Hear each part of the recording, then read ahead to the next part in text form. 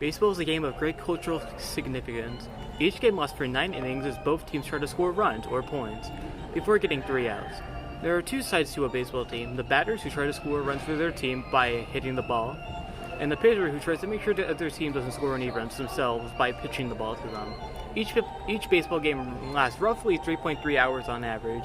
But how do we get to this point in baseball history? It starts in the early to mid 1800s when English immigrants would start to travel to the United States.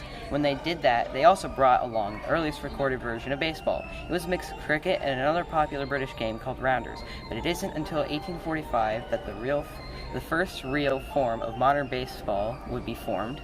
In 1845, a group of men from New York City would found and run the New York Knickerbocker baseball team. One of them, who was a volunteer firefighter and a bank clerk, Alexander Joy Cartwright, would write up a new rule book which would form the first set of rules for modern baseball. With him would not limited to a baseball field with a diamond-shaped infield, foul lines, including foul poles, which are home runs if hit by the baseball, and the 3-strike rule. He also eliminated the painful play style of getting runners out by throwing the baseball at them and hoping it lands, by replacing it with just catching the ball with your bare hands. They would eventually add gloves into the mix, but those would be added to the game later in the mid-1870s. Gloves would make the game way faster and way more efficient to play, as players didn't have to worry about injuring themselves trying to catch a fly ball. Until 1890, where we had our first true baseball superstar. This would be pitcher Cy Young. Having won around 511 games in his career, having 100 more wins than the next pitcher on the wins list, Cy Young was able to market the game and make baseball grow in popularity. Although these events happened over a century ago, he's still remembered with the Cy Young Award, which is given to the best pitcher in both the American and National Leagues in the MLB. He would continue to play baseball into the 1900s, but this is about 1800s baseball. Even after Cy Young, baseball is one of the most recognized sports in the world today and is gaining an incredible amount of strength in countries like Japan and the Dominican Republic, where it became the most popular sport. During the 1800s, because of its massive spike in growth, it shaped America with the nickname given being America's pastime. It was able to boost people's morale even during hard times throughout American history. Cannot and probably will never, ever be matched again. So the United States was affected by baseball at the time of its creation. Baseball was able to spread around the states like a wildfire. But it would really start booming when it was edited for the US market by changing the rules. But for a sport this big, do you think they had any trouble throughout the process of making it? Yes, they all had their own problems to get through to create baseball today. Abner Dotley, the inventor of baseball, wanted nothing to do with it, but also served as a Union Major General in the Civil War.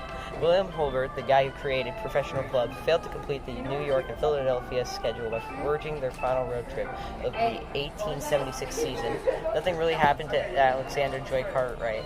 All he did was write rules and went to spread baseball during the California Gold Rush. How would I fix baseball? Well, the game in general is starting to fade in America due to restrictions and not being able to easily watch your team play, while games last over 3 hours long. However, in my personal opinion for the game, I would love to see baseball games become shorter, played, and have more action. People today love games like football and basketball because there's something always happening at all times, while baseball is more of a patient game where you just kind of wait for stuff to happen. Well, the MLB, Major League Baseball, has already tried to do this by making the bases bigger than before, the runner on second during extra innings, and also banning strategic shifts. Even then, there are always still ways to go if they want to recapture the hearts of millions or even billions of people. Again, like back in the 1800s or 1900s. As a huge part of baseball's business, it's stat lines and stats in general. They are one of the big reasons why baseball is so popular today. Well, these were first starting to be used around the year in 1834, but scorekeepers were starting counting base hits, home runs, and batting average. Over time, these stats would evolve into stuff like slugging percentage, on-base percentage, and OPS, all vital parts of the game today. That covers all of it. What did we learn? Probably nothing helpful. Even though we most likely missed a lot of details, this is what we found for the history of baseball. Thanks for watching. See you next time for more sports history.